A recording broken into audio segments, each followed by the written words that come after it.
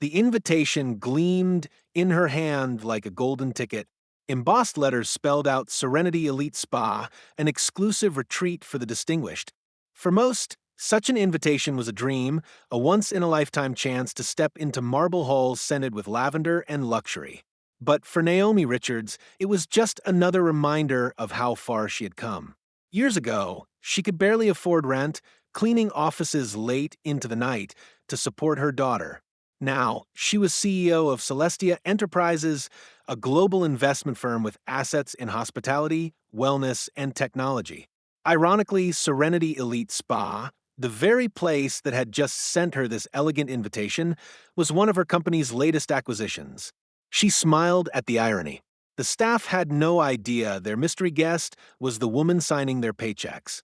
That morning, Naomi arrived dressed simply in a flowing sundress, her hair pulled into a neat bun. She had chosen deliberately not to flaunt wealth. No designer handbag, no diamond jewelry, just herself. She wanted to see how the staff treated ordinary guests. For years, she had heard whispers about subtle discrimination in luxury spaces. Black women questioned about their presence, asked if they could afford treatments, or ignored in favor of others. Today, she wanted truth. As she stepped into the spa's lobby, she inhaled deeply. The scent of jasmine mingled with eucalyptus. Soft instrumental music floated through the air, and a water fountain trickled in the corner. Everything screamed exclusivity. Yet, the moment Naomi approached the front desk, she saw the receptionist's smile falter. The young woman's eyes flicked over her, her skin, her simple dress, her lack of flashy accessories, and instantly her expression hardened into politeness dipped in condescension. "Yes," the receptionist asked curtly. "Can I help you?" Naomi placed the invitation on the counter. "I have an appointment. Naomi Richards." The receptionist didn't look at the card. Instead, she gave a small, dismissive laugh. "Ma'am, spa access is restricted to members and their guests. Perhaps you're at the wrong location? We don't usually," she stopped, eyes narrowing. "Are you sure you can afford our services? Treatments here start at $2,000.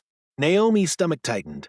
She had anticipated some tension, but the blatant assumption stung more than she expected. Years of discrimination, of subtle slights in boardrooms and whispered comments at galas, rose up in her chest. She stayed calm, her voice even. "Check the invitation again. The name is Naomi Richards." But the receptionist sighed, rolling her eyes before calling over another staff member. Within minutes, Naomi found herself being surrounded by whispers, then quietly, humiliatingly, escorted out of a lobby like an intruder. Other guests stared, some pitying, others smirking. Naomi held her head high as the glass doors shut behind her. She could have shouted. She could have revealed her title and ownership, but instead she whispered to herself, "Patience. Let them dig their own graves." Because what the staff didn't know was that the woman they had just humiliated didn't just belong at the spa. She owned it. Ava Bennett walked through the polished glass doors of the Aurelia Spa and Wellness Center, her heels clicking against the marble floor as the soft scent of lavender filled the air. To her, it was supposed to be a moment of quiet indulgence. She hadn't treated herself in months. Work had consumed her life, and she craved a few hours of calm. But the atmosphere shifted almost instantly.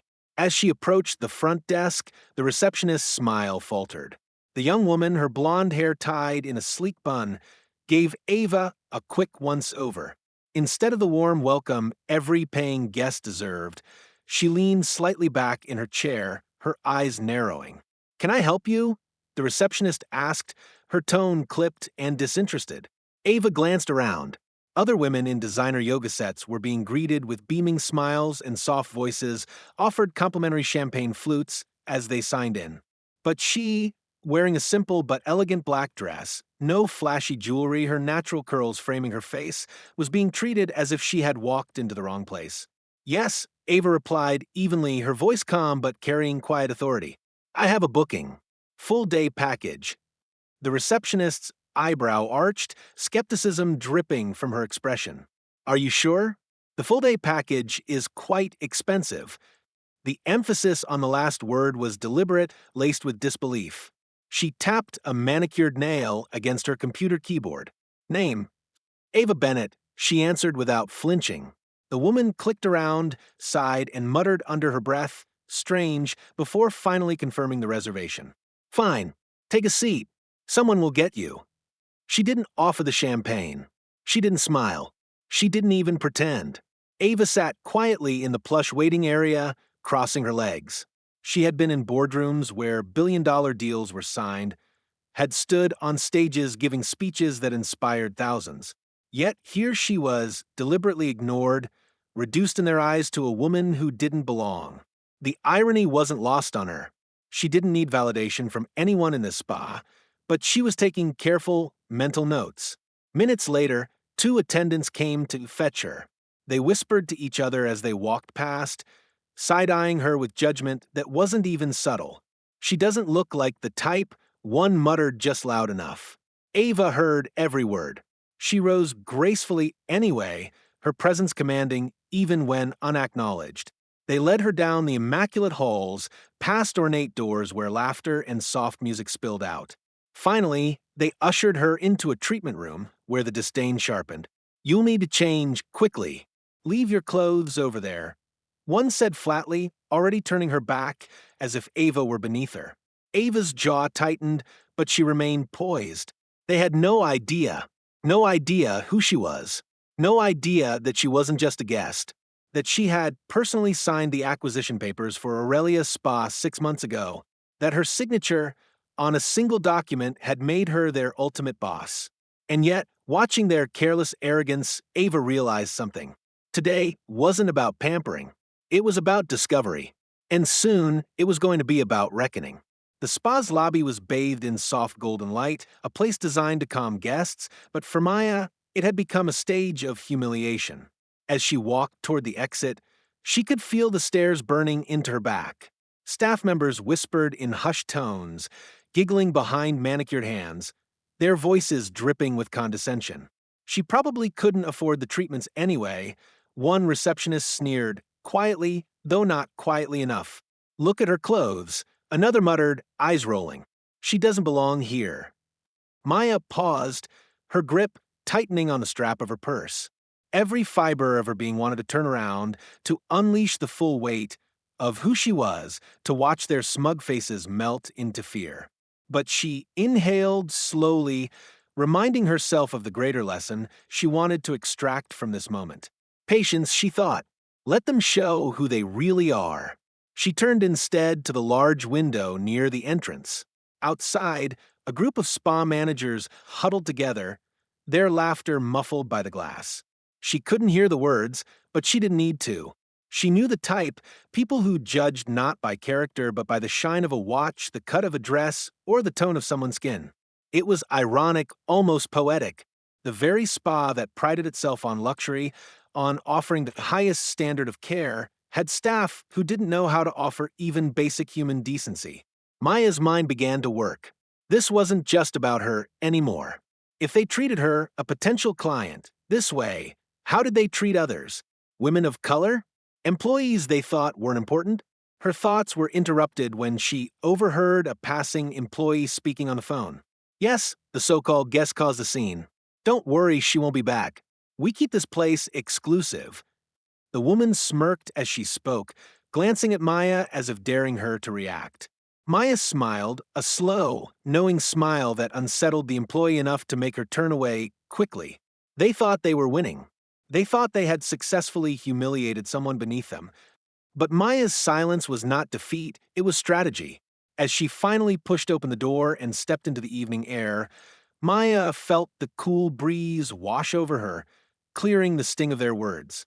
She looked back once at the glowing sign of the spa, its name shining proudly in expensive lettering. How fragile their pride would be when they learned the truth. Walking to her car, she pulled out her phone. Her assistant had texted 3 times asking if the visit had gone smoothly. Maya typed a quick reply, prepare tomorrow's board meeting. They're about to learn a lesson in respect. She slid into the driver's seat, started the engine, and let a calm smile spread across her face. The staff thought the day was ending with her walking away, in shame. But in reality, the storm was only beginning. And this storm would strip away every mask of false superiority they wore. Maya wasn't just going to reclaim her dignity, she was going to show them what true power looked like.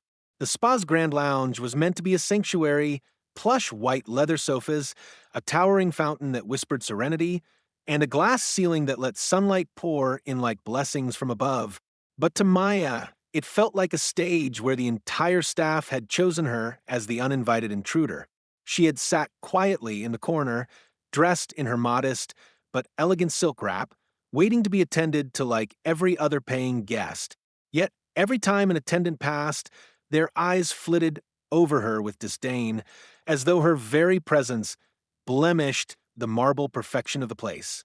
She had been ignored for nearly 20 minutes when another couple, a middle-aged pair draped in designer wear, walked in. Within seconds, they were greeted with champagne and led away by smiling attendants. Maya, however, remained invisible, the staff continuing their charade of exclusivity. At first, Maya tried to brush it off. She told herself that perhaps they were busy, perhaps it was just an oversight. But when a younger woman, clad in yoga pants, and clearly not even a paying member, wandered in and was instantly ushered toward the sauna while Maya remained untouched, the truth could no longer be disguised. It wasn't about her being overlooked, it was about her being judged. The color of her skin, the subtle prejudice laced in every dismissive glance, had marked her as less than before she had even spoken a word. The sting of it settled deep in her chest. She had faced this before in boardrooms, in conferences, in polite social circles where she was assumed to be the assistant instead of the CEO. Yet here, the insult hit harder. She wasn't just another black woman they dismissed, she was the owner of the spa chain they were so proudly upholding. The mask of calm she had worn for so long began to slip. Maya leaned back in her seat, her eyes following the staff with a quiet intensity that made a few glance uneasily in her direction. She didn't shout. She didn't demand attention. Instead, she began to take mental notes, faces, behaviors, words muttered under breaths they thought she couldn't hear. The receptionist who rolled her eyes when Maya asked for a glass of water, a masseuse who whispered to another attendant, probably wandered into the wrong place, a manager who, instead of intervening, laughed at the remark. Every detail, every insult, was etched into her mind with perfect clarity. Still, Maya wasn't ready to reveal herself. Not yet. There was power in silence, power in observation. She wanted to see just how far they would go, how deeply this culture of elitism and prejudice had embedded itself into a place she had envisioned as a safe haven for all. And so she endured. She endured the glares, the whispers, the subtle exclusion, knowing that each moment was another nail in the coffin of their careers. The moment that sealed it came when a spa manager finally approached, not with warmth, but with a forced smile and a tone dripping with condescension. "Ma'am, I think you may have mistaken this spa for something else. We're a luxury establishment. Our clientele usually fits a certain profile. Perhaps you'd be more comfortable somewhere different." His words were polite enough on the surface, but the venom in them was undeniable. Maya's jaw tightened, though she said nothing. The insult wasn't just to her, it was to every black woman who had ever been made to feel like they didn't belong in spaces of wealth and luxury. As the manager walked away, smirking as though he had done his duty in preserving the spa's standards, Maya's decision crystallized. The mask of patience was gone. Soon, the very people who had mocked and belittled her would learn the truth, that she wasn't just a guest. She wasn't just a woman they could dismiss. She was the one who signed their checks, the one who built the empire they were tarnishing with their arrogance. And when she finally revealed it, their downfall would be swift and unforgettable. Inside, Maya felt a fire ignite. They had crossed a line, and now there would be no turning back. The next morning, sunlight streamed into Simone's penthouse suite as she sipped her coffee and prepared for what she knew would be a defining moment. She had called an emergency board meeting for 10 o'clock sharp, and the room would be filled with the very people who had sworn loyalty to the spa chain, yet allowed such blatant disrespect to flourish within its walls. Walking into the towering glass headquarters of Serenity Luxe, Simone was a different woman than the unwanted guest the spa staff had tried to throw out the day before. She wore a tailored white suit, diamond studs that glimmered with understated elegance, and an expression that demanded attention without a word. The boardroom itself buzzed as directors, regional managers, and investors whispered about her urgent summons, curious about what crisis had arisen overnight. They straightened in their chairs when Simone entered, heels clicking sharply against the marble floor as silence fell. Without preamble, she projected photos and security footage from the spa on the large screen, every humiliation she had endured laid bare for them to witness. Gasps spread across the room as they saw the receptionist sneer, the spa manager shove a clipboard at her, and the security guard threatened to escort her out like she was trespassing.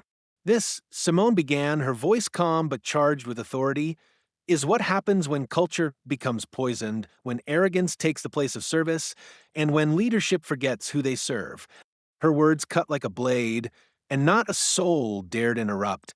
She revealed that she had gone undercover after receiving anonymous letters from staff claiming discrimination and poor treatment of clients who didn't fit a certain look. The board shifted uncomfortably as Simone continued, laying out how this behavior not only shattered the company's values, but also threatened its future. Luxury is not just for the privileged few who look a certain way, she said firmly. Luxury is an experience of dignity, care, and respect. And if our employees cannot understand that, they will not work here a moment longer. One by one, she named those responsible, pulling out contracts and termination letters already signed. The head of HR tried to stammer an excuse, but Simone silenced her with a single raised hand. I don't want apologies, she said coldly. I want accountability.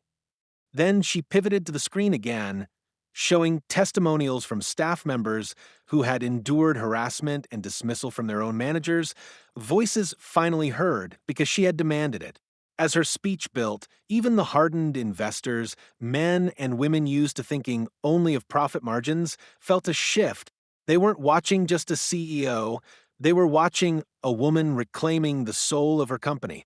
When Simone finally finished, she leaned against the table, her voice soft but resolute. Yesterday, they tried to throw me out of Serenity Lux. Today, I remind you, I am Serenity Lux. The room erupted not with applause, but with an almost reverent silence, the kind that follows the unveiling of a truth too powerful to deny. The spa's general manager, Victoria, had barely finished reviewing her quarterly projections when her phone buzzed with an urgent call from corporate headquarters. The assistant on the other end sounded unusually formal, informing her that the CEO herself was demanding an immediate, unscheduled video conference with the entire regional leadership team. Victoria's chest tightened, but she quickly brushed it off. After all, how could the CEO possibly know about the small incident with the woman she had escorted out earlier?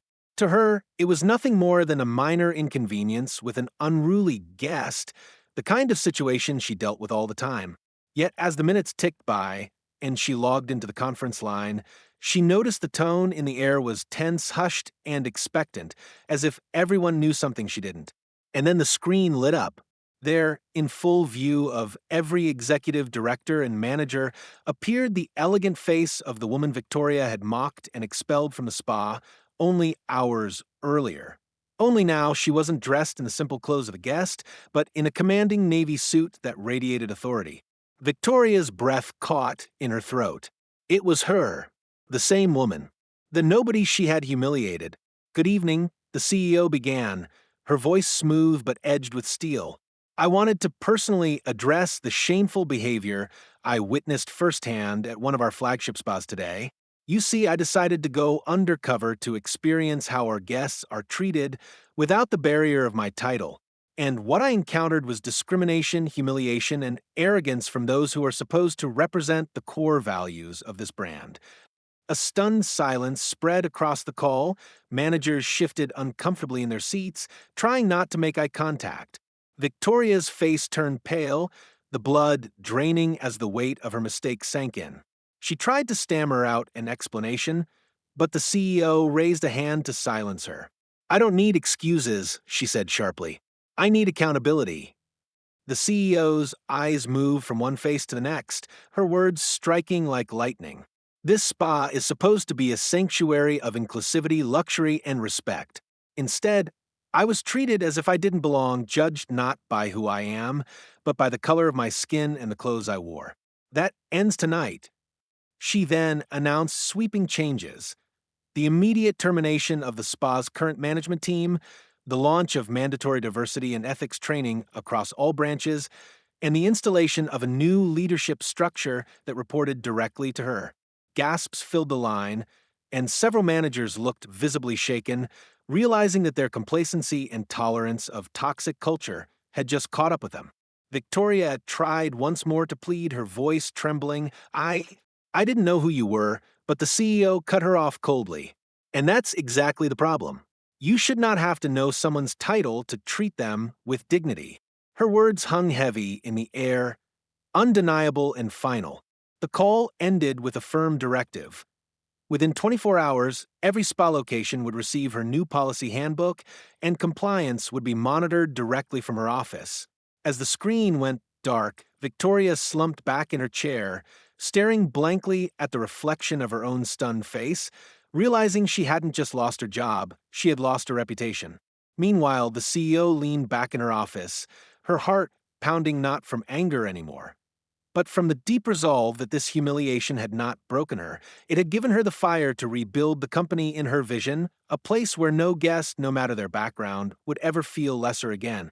The silence that filled the spa was deafening, broken only by the soft hum of the decorative waterfall in the corner. All the smugness, arrogance, and superiority that the staff and management had carried just hours earlier had evaporated in an instant, leaving behind wide-eyed fear and shame. Mariah stood in the center of the lobby, her presence now commanding and undeniable as the regional directors, newly summoned by her team, arrived in crisp suits, their faces stern. She had decided it was time for the ultimate reveal, not just to punish those who had humiliated her, but to make a statement about how people in power should treat everyone, client, staff, or stranger.